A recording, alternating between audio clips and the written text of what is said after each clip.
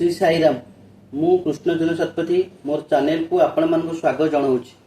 आम पूर्व वीडियो रे देखी राशि और नक्षत्र और राशि मानकर अधिपति और नक्षत्र मानक अधिपति। ए वीडियो रे आम पढ़ा राशि चक्र। आम जन्म कुंडली देखिले फास्ट ऊपर जो संख्या लिखाई सेटा हूँ नक्षत्र और तले जो संख्या लिखाई सेटा हूँ राशि।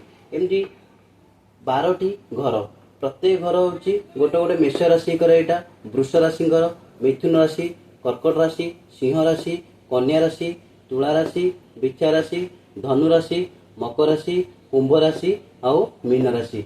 एमती 1 ठारू 12 पर्यंत।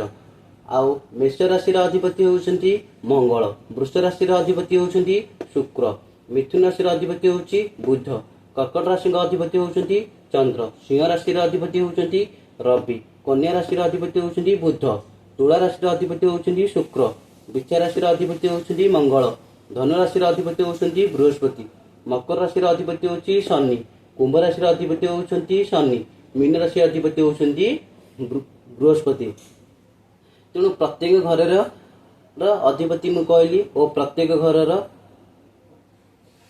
राशि नाम कहली। प्रिय दर्शक बंधु, जदि मो भिडियोटी आपण मानक भल लगुଥାଏ तेबे भिडियो रे लाइक देबे, कमेंट करिवे एवं भिडियो को शेयर कर देबे। आउ चैनल को सब्सक्राइब करने को भूलिबे नहीं। जय जगन्नाथ।